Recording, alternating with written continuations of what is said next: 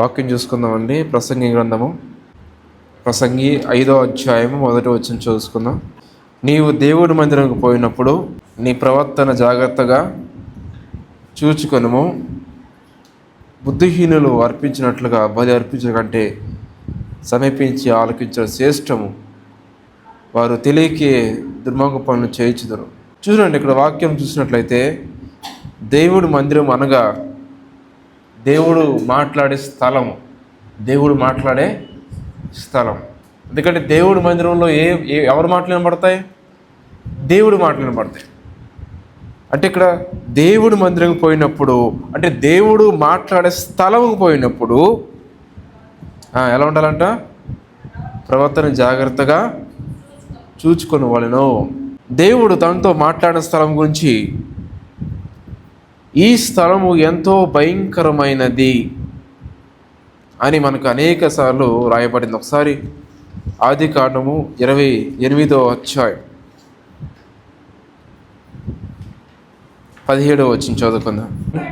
భయపడి, ఈ స్థలము ఎంతో భయంకరము, ఇది దేవుడు మందిరమే కానీ వేరొకటి కాదు, పరలోపు గవిని ఇదే అనుకొనేను.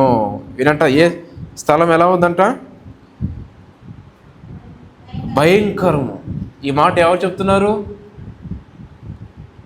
యాకోబు చెప్తున్నాడు. ఈ స్థలము, నేను ఇప్పుడు నిలబడిన స్థలము, అది ఎంతో భయంకరం. భయపడి, ఇది దేవుడి మందిరమే కానీ వేరొకటి కాదు. కాబట్టి దేవుడి మందిరం అంటే మనం ఎప్పుడైనా గుర్తుపెట్టుకోవాల్సింది ఏంటంటే భయంకరమైన స్థలము. భయంకరమైన స్థలం అంటే ఏదో ఒకటి చీకటి పాపం సంబంధించింది కాదు, దేవుడు మాట్లాడే స్థలం. ఇప్పుడు ఎప్పుడైనా జూ పార్కులో చూడండి, సింహాలు ఎట్లా వస్తాయో, గట్టి గర్జిస్తాయి. ఎక్కడ గర్జిస్తే ఎక్కడో కొన్ని కిలోమీటర్ దాకా వినపడతాయి సౌండ్. ఆ స్థలాల్లోకి ఎలాంటి ఎంత భయపడతారు? అంతటికంటే భయంకరమైన స్థలము. ఎందుకంటే దేవుడు మాట్లాడే స్థలం. కాబట్టి ఈ దేవుడు మాట్లాడే స్థలంలో మనం ఎలా ఉండాలంట? జాగ్రత్తగా ఉండాలని దేవుడు చెప్తుంటాడు. జాగ్రత్తగా ఉండమని దేవుడు చెప్తున్నాడు. ఈ వాక్యాన్ని మనం చాలాసార్లు విన్నాం. చాలాసార్లు మనం విని విని విని వాక్యం మనకు అలవాటు అయిపోయింది. కానీ దేవుడు చెప్తున్నాడు, ఈ స్థలంలో మనం చాలా జాగ్రత్తగా మనము ఉండాలి. అంటే దేవుడు మందిరంకి వచ్చినప్పుడు మనం చాలా జాగ్రత్తగా మనము రావాలి. దేవుడి మందిరంలో ఉన్నప్పుడు కానీ, దేవుని స్థలానికి వచ్చినప్పుడు కానీ చాలా జాగ్రత్తగా మనము ప్రవర్తించాలి. అందరూ మొదటి చూస్తే 5వ అధ్యాయం 1వ వచనంలో దేవుడి మందిరం పోయినప్పుడు మన ప్రవర్తన జాగ్రత్తగా చూచుకొనుము అని ఉంది. ఎందుకు? దేవుడి మందిరం పరిశుద్ధమైన స్థలము. అంటే అది పరిశుద్ధమైన స్థలం కాబట్టి మనం కూడా పరిశుద్ధమైన ప్రవర్తన కలిగి ఉండాలని దేవుడు కోరుకుంటున్నాడు. మొదటి సమూయేలు గ్రంథము 2వ అధ్యాయం 22వ వచనంలో అక్కడ ఏలి కుమారులు ఉన్నారు. చూడండి ఒకసారి. మొదటి సమూయేలు 2వ అధ్యాయం 22వ వచనం. ఏలి బహు వృద్ధుడాయను,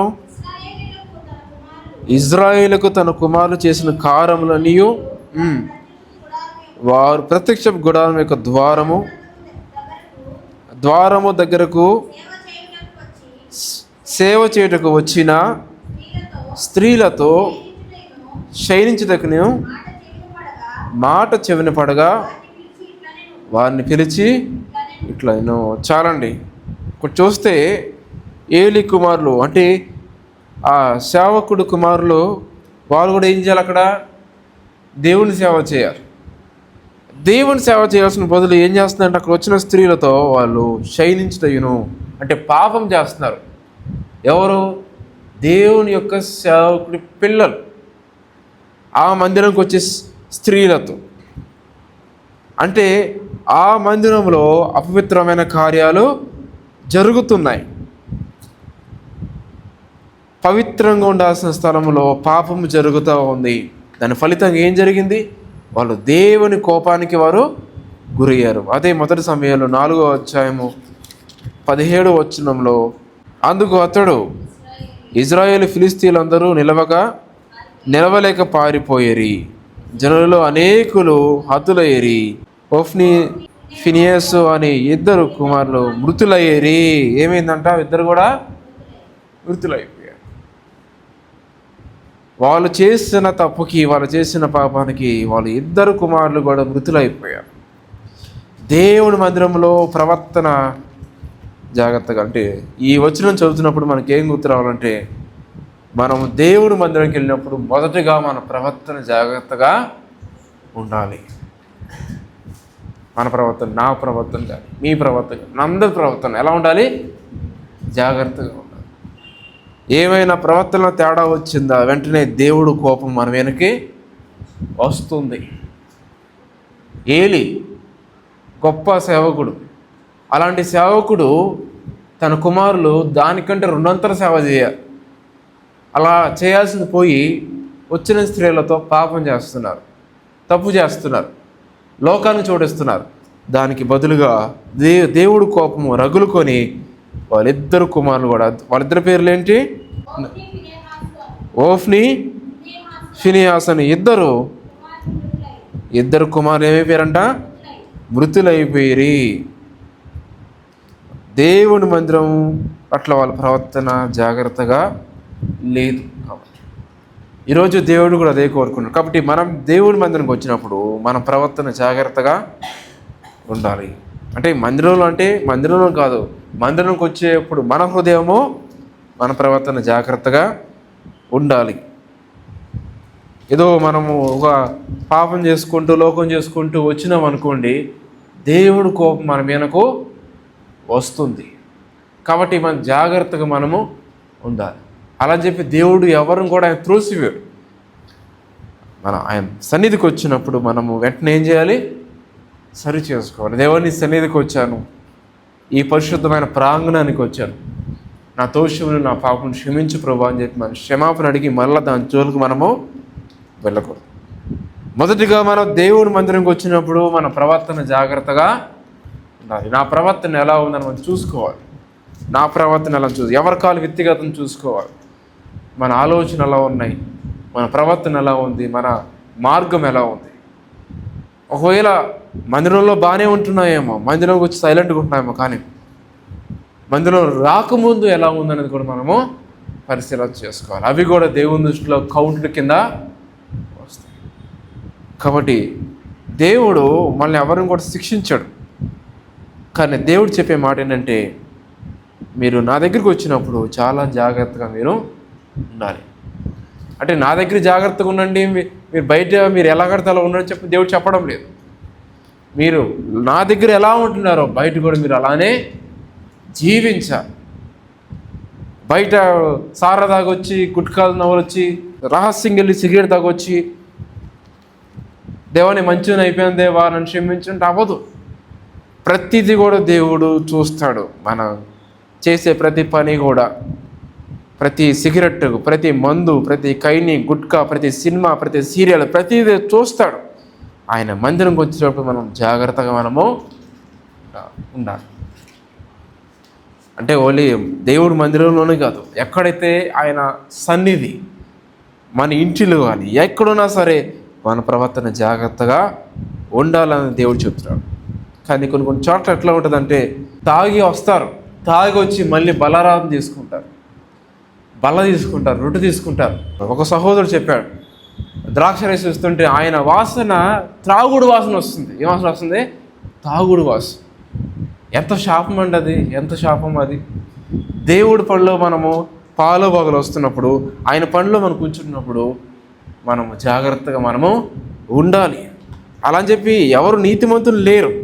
కానీ దేవుడు కోరుకునేది ఒకటంటే, ఆయన సన్నిధికి వచ్చి మనం ఏం చేయాలి? ఒప్పుకోవాలి. దేవా, ఇదిగో నేను ఈ తప్పు చేశాను, నేను ఈ పాపం చేశాను, ఇంకెప్పుడు నేను చేయనని చెప్పి మనం విడిచిపెట్టి దాన్ని వదిలేయాలి. అట్లా దేవుడి విషయంలో చాలా జాగ్రత్తగా మనము ఉండాలి. అలానే ఒకసారి మొదటి వచనం చూద్దాం. ప్రసంగి 5, నీవు దేవుడి మందిరం పోయినప్పుడు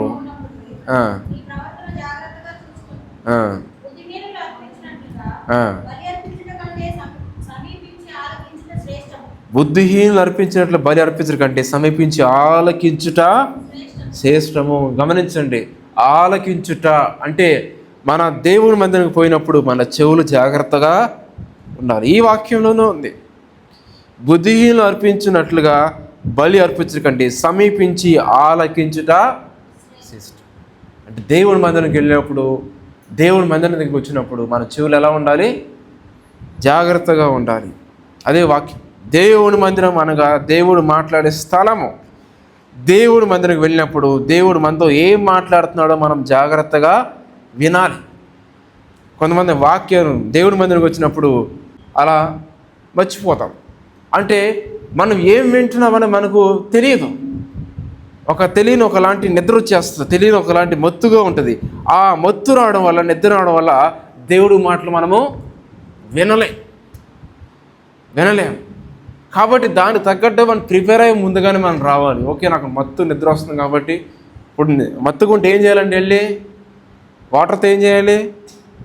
ఫేస్ వాష్ చేసుకొని రావాలి. ఎట్లా పెట్టుకుని ఇట్లా నిద్రపోతే విన్న వాక్యం అంతా కూడా, చెప్పబడిన ప్రతి వాక్యం కూడా మర్చిపోతాం. కాబట్టి మనం దేవుడి మధ్య దగ్గర వచ్చినప్పుడు మన చెవులు జాగ్రత్తగా ఉండాలి.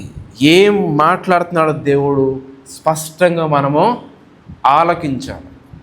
స్పష్టంగా ఆలకించాలి. చెవులు ఎప్పుడు ఆ వాక్యంకి వెళ్ళి శ్రద్ధగా ఉండాలి. దేవుడు ఏం మాట్లాడుతున్నాడు అనేది మనము శ్రద్ధగా విన్నప్పుడు అప్పుడు ఆ మాటలు మన జీవితంలో కార్యచవుతాయి. దేవుడి నుండి వచ్చి బలులు మన దగ్గర నుంచి ఆయన బలులు కోరడం లేదు. అదే ఉంది అక్కడ. బుద్ధిహీనులు అర్పించున్నట్లుగా బలి అర్పించడం కంటే దేవుడు బలులు, ఆఫరింగులు ఇది తర్వాత విషయం. ఇవి దేవుడు అడగడం లేదు. ముందు ఆయన మాట వింటాం మనకు కోరుకుంటాం. ఆయన మన మాట వినాలి, ఆయన మాట మనం ఆలకించాం. నేను మందిరం కోసం అది చేశానండి, ఇది చేశానండి, ఇదండి ఈ చర్చి నేనే కట్టించానని చెప్తారు కొంతమంది. అవి అవసరం లేదు. దేవుడు వెనకాల స్క్రీన్ వేసే స్క్రీన్ మీద వేపిస్తారు పేర్లు, ఫలానా ఫలానా ఫలానా వ్యక్తి ఇదిగో ఇది చేశాడు. అవి దేవుడు ఆనందించాడు. అలాంటివి అవి కాదు దేవుడికి కావాల్సింది. చెప్పబడే ప్రతి మాట మనము ఆలకించాం. ఇవి వినకుండా ఎన్ని స్క్రోలింగ్ వేసినా, మనం ఎన్ని అర్పణలు ఇచ్చినా ఉపయోగం లేదు. అలా అని చెప్పి దేవుడి పనికి మనం సపోర్ట్ చేయొద్దని కాదు. దేవుడిని సపోర్ట్ చేస్తేనే ముందుకు వెళ్ళేది. 4 పిల్లర్లు అంటే 4 పిల్లర్లు ఉంటేనే బిల్డింగ్ పైకి లేసేది. అలా ప్రార్థన చేయాలి, సపోర్ట్ చేయాలి. కానీ అది ఒక్కటే మాత్రమో సరిపోదు. దేవుడు మన బలులు అరవడం లేదు. ఆ బలుల కంటే ముందల ఆయన మాట మనము వినాలి. కీర్తనలు 40:6 ఒక మాట ఉంటుంది చూడండి. బలులైనను నైవేద్యములైనను నీవు కోరటలేదు, నీవు నాకు చెవులు నిర్మించి ఉన్నావు. దహన బలు అయినను పాప పరిహార బలు అయినను నీవు తెమ్మనలేదు. దేవుడు మన బలులు కోరడం లేదు. ఆయనకు కావాల్సింది బలులు, అర్పణలు, పలహారాలు, వీళ్ళు అవి ఇవి అవి కాదు. అలానే మన దేవుడికి ఇవ్వద్దని కాదు, ఇవ్వాలి, అర్పించాలి కృతజ్ఞతగా. మనం చేసేది సేవకుడు కాదు. ఎవరు చేస్తున్నాం? దేవుడు చేస్తున్నాం. దేవుడు పరిచయం చేస్తున్నాం. ఎందుకంటే దేవుడు పనికి సపోర్ట్ చేస్తేనే ముందుకెళ్ళేది, అది వేరే విషయం. కానీ దేవుడు కోరేది మొదట అది కాదు. దేవుడు కోరేది మొదటగా ఆయన మాట మనము వినటం. ఆయన మాట వినకుండా మనము ఏం చేసిన దానివల్ల ఎలాంటి ఉపయోగం అనేది లేదు అని చెప్పి దేవుడు చెప్తున్నాడు. చెప్తారు కొంతమంది, నేను మా ఊర్లో 4 చర్చిలు కట్టించానండి, ఏం ఉపయోగం లేదు, దానివల్ల ఏం ఉపయోగం లేదు. 10 మందిరం కట్టించినా ఉపయోగం లేదు. నువ్వు ఆయన మాట వినకపోతే 10 చర్చిలు కట్టించినా ఉపయోగం లేదు. కాబట్టి దేవుడు కోరుకునేది ఆయన మాట మనం శ్రద్ధగా వినాలి. దేవుడు మందిరంకి వచ్చినప్పుడు ఆయన మాటలు మనం ఆలకించాలి. దేవుడు మందిరంకి వచ్చినప్పుడు ఆయన మాట, కొంతమంది ఇది తప్ప అన్నీ ఆలకిస్తారు. చర్చిలో అన్నీ కూడా ఆలకిస్తారు. ఎవరి ఫోన్లో ఏ రింగ్ టోన్ వచ్చింది, వెనకాల నుంచి ఎవరు వచ్చారు, వెనకాల ఏం మాట్లాడుకుంటున్నారు, వీళ్ళు ఏం మాట్లాడుకుంటున్నారు, గుసగుసలా ఇవి ఆలకిస్తారు. ఈ మాటలు ఆలకించరు. ఆయన మందిరంకి వచ్చినప్పుడు ముందు మన ప్రవర్తన జాగ్రత్తగా ఉండాలి. రెండోది మన చెవులు జాగ్రత్తగా విని ఆలకించాలని దేవుడు కోరుకుంటున్నాడు. చూద్దాం మళ్ళీ అదే ప్రసంగి 5వ అధ్యాయము 2వ వచనం చూసుకున్నాం సార్. నీ నోటిని కాచుకొనుము, నీవు దేవుని సన్నిధి అనాలోచనగా పలుకుటకు నీ హృదయమును త్వరపడనీయక నీ నోటిని కాచుకొనుము. చెప్పండి, దేవుడి మందిరం పోయినప్పుడు ఏది జాగ్రత్తగా ఉండాలి? ఇప్పుడు మూడోది మన నోరు జాగ్రత్తగా ఉండాలి. ఈ వాక్యంలో మీ వాక్యం శ్రద్ధగా చదివితే ఆ 3 పాయింట్లు కూడా ఈ వాక్యంలోనూ ఉంది. మొదటిగా మన ప్రవర్తన జాగ్రత్తగా ఉండాలి, రెండోదిగా మన చెవులు జాగ్రత్తగా ఉండాలి, మూడోదిగా మన నోరు జాగ్రత్తగా ఉండాలి. దేవుని సన్నిధిలో మనం అనాలోచనగా పలకకూడదు. అనాలోచనగా పలకడము, మందిరంలో బూతులు మాట్లాడటము, లేదా అనాలోచనగా మాట్లాడటము, లోక సంబంధమైన మాటలు మాట్లాడటం మనము చేయకూడదు. ఎందుకంటే దేవుని మందిరము. రైతు బజార్కి వెళ్తే మాటలు చూసారా, 5, 2, 3 కట్టలు మాట్లాడుతూ ఉంటారు, గోంగూర తోటకూర అట్లా మాట్లాడకూడదు. దేవుని మందిరం కోస అలాంటి మాటలు రాకూడదు. ఎందుకంటే అనాలోచనమైన మాటలు రాకూడదు. ఏదైనా మందిరము బయట మాట్లాడుకోవాలి, కానీ మందిరంలో మనం అనాలోచనగా మాట్లాడకూడదు. ఎందుకంటే దేవుడు ఆకాశం నుండి మన నోటిని ఆలకిస్తున్నాడు. దేవుని సన్నిధిలో మన హృదయము ఏమన్నా అందులో త్వరపడనీయక, నీ హృదయము త్వరపడనీయక నీ నోటిని కాచుకొనుము. మన మాటలు కొద్దిగా ఉండవలెను అని వాక్యం సెలవిస్తుంది. కాబట్టి మన నోరు ఎలా ఉందనే మనం జాగ్రత్తగా మనం చూసుకోవాలి. ఏదైనా అవసరమైన మాటలు మాట్లాడామా, అయిపోయిందా, వందనాలు ప్రైజ్ ది లార్డ్ అని మనం మాట్లాడుకొని చలో వెళ్ళిపోవడం. అనవసరమైన మాటలు మన మందిరంలో మాట్లాడుకుంటాం. మన దగ్గర కాదులే అండి, రకరకాల చోట ఆ మందిరంలోనే వ్యాపారం జరుగుతూ ఉంటుంది. వెనకాలకు వచ్చి వాక్యం చెప్తూనే ఉంటారు, వెనకాల ఆయిల్ బిజినెస్లు, ఆ బిజినెస్లు ఇవి చెప్తూనే ఉంటారు. అలాంటి అనాలోచనమైన మాటలు కానీ వ్యర్థమైన ప్రవర్తన మనము చేయకూడదు. ఏదైనా సరే మనము దేవుని మందిరం బయట మనం మాట్లాడుకోవాలి, కానీ ఆయన మందిరంలో అనాలోచనగా మనము మాట్లాడకూడదు. 3 విషయాలు మనం నేర్చుకున్నాం. దేవుని మందిరం పోయినప్పుడు మొదటిగా మన ప్రవర్తన జాగ్రత్తగా ఉండాలి, మన చెవులు జాగ్రత్తగా ఉండాలి, మన నోరు జాగ్రత్తగా ఉండాలి. అప్పుడు దేవుడు మన బలి అంగీకరిస్తాడు, అప్పుడు మనం చేసే ప్రార్థనను వింటాడు, అప్పుడు మన ప్రార్థనకు జవాబు వస్తుంది, అప్పుడు దేవుడికి మనం ఇష్టలైన వారుగా మనము ఉంటాం. ప్రార్థన చేసుకుందాం. దేవుని అడుగు, దేవా నీ సన్నిధి నేను వస్తున్నాను ప్రభా, తండ్రి నా ప్రవర్తన ఎలాగో నేను చూసుకోలేకపోతున్నాను, నన్ను క్షమించు, నేను పాపిని తండ్రి, నాలో నా ప్రతి పాపాన్ని తీసివేయండి. తలంపుతో చేసిన పాపము, చూపులు చేసిన పాపము, నా నడవకి చేసిన పాపము, తెలిసో తెలియక చేసిన ప్రతి పాపములన్నీ క్షమించి ఇక్కడి నుంచి నీ మందిరంగా వచ్చినప్పుడు జాగ్రత్తగా ఉండేవారుగా సహాయం వచ్చాను. ఎక్కడ అనాలోచనగా పాప సంబంధం వాటికి ఎక్కడ మేము చోటిచ్చేవారుగా ఉండనివుతున్నాయి. మేము మందిరంలో ఎలా ఉంటున్నామో ఇంట్లో కూడా అలానే ఉండేవారుగా, మా పనిలో అలానే ఉండేవారుగా, బయట అలానే ఉండేవారుగా సహాయం వచ్చి వ్యర్థమైన వాటికి లోకానికి చోటిచ్చేవారుగా ఉండనివుతున్నాయన. అలానే అయా మా చెవులు జాగ్రత్తగా ఉండడానికి సహాయం తండ్రి. ఇది నీ మాటలు తప్ప తండ్రి వ్యర్థమైన మాటలు వినేవారుగా మేము ఉండనివుతున్నాయి. నీ మాటలు మాత్రమే మేము శ్రద్ధగా వినేవారుగా సహాయం తెచ్చి, అలాంటి మాటలుగా మాకు తెచ్చి, అలాంటి చెవులుగా చేయండి, నీ స్వరాన్ని వినే చెవులుగా చేయండి. యాకోబు చెప్తున్నాడు, ప్రభా అయ్యా ఇది భయంకరమైన స్థలము, ఇది దేవుడు నివసించింది, ఇది కేవలం దేవుని సన్నిధి, ఇది దేవుని మందిరం అని చెప్తున్నాడు. ప్రభా ఆ భయము, ఆ భయభక్తులు మాకు దయచి, ఎలా పడితే అలా నీ మందిరానికి వచ్చి అయ్యా తండ్రి నీ కోపం తెప్పించేవారుగా ఉండనియొద్దు. అలానే మా నోటి మాటలు, వ్యర్థమైన మాటలు, అబద్ధాలు, బూతులు ఎక్కడ ప్రభా మా నోట్లోంచి రానియవుతున్నాయి. కేవలం మందిరంలో మాత్రమే కాదు ప్రభా, ఇంట్లో అయినా, జాబ్లో అయినా, ఎక్కడున్నా మా నోటిని మేము జాగ్రత్తగా కాపాడుకునేవారుగా సహాయం తెచ్చి, అపవిత్రమైన మాటలు మా నోట్లోంచి రానియొద్దు, బూతులు రానియొద్దు. తండ్రి మీరే సహాయం చేయండి. మీరు కృప చూపించి వాక్యాన్ని మధ్యతో ఫలింపచేసి దీవించమని సహాయం చేయమని వచ్చిన బిడ్డలందరూ దీవించమని యేసుక్రీస్తు నామమున తండ్రి, ఆమేన్.